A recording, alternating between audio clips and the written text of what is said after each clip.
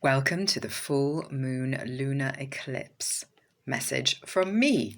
So this full moon is in Ash. So what does Ash look like? This is Ash as depicted by my calendar.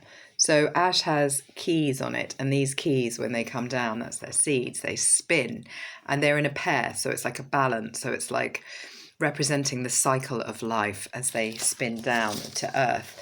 And Ash is the third tree of the Celtic tree moons. And what it represents is the balance of transformation and divine connections. So we've got the roots in the underworld bringing things up, the trunk in the earthly plane, and the branches towards heaven. I'm reading this from what I wrote for my calendar, which is all about explaining what these things mean to you, to the world, so that a greater connection can be made, a magical connection to the natural world and to your divine spirit within.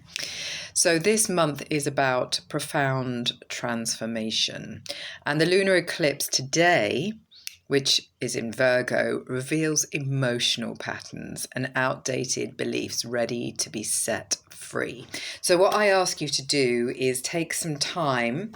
I always write my stuff on this ancient parchment paper I got in Bali, I think in 2002, to burn on the fire. It's my release paper, and I have paper for the new moon when I want to bring things in, so it's quite a good idea to have two sets of paper. And this burns clean because it's natural, it hasn't got any chemicals on it, which is something you need to consider when you're giving things to the fire, is making sure your message is clean and pure. And this happens on every level, all the way down. So think about that. Take some time today to think about these outdated emotional patterns. And you may surprise yourself when you sit down to scribe that you may think that you're going to be talking about one thing and then something else comes up. Now, someone said to me recently, and I know this is a well-regarded thought, that we can give away our worries, we can release them, etc. We can't. The worries are like there to be seen, acknowledged, and then they will go once they're understood and we've faced the courage. We've got the courage to face them. And the sun is coming back, and we have spring equinox on the 23rd, Saturday 23rd. That's when I'm going to be hosting a ceremony at my place. I was going to do it Sunday the 23rd either, Saturday the 22nd, but I seem to have more demand for Sunday, which is fine. I'm happy to be flexible around that. But this kind of integration process, so this lunar eclipse, use this opportunity to release those patterns that are holding you back, because ultimately it's only ourselves that are holding us back. We are the only people capable of truly changing ourselves. Now, you can come to someone like me for hypnotherapy, absolutely, and I can reprogram your subconscious with ease and with, gentleness. However, before I do that, I spend at least an hour and a half with you, reading you, drawing out from you what it is that you want from you. So that is what I feed back into you. So I'm literally the spin weaver. I bring it out, it's yours, and I put it back in, and it's yours, so that your subconscious goes, this is familiar, I recognize this, I can work with this. I'm doing hypnotherapy sessions at the moment for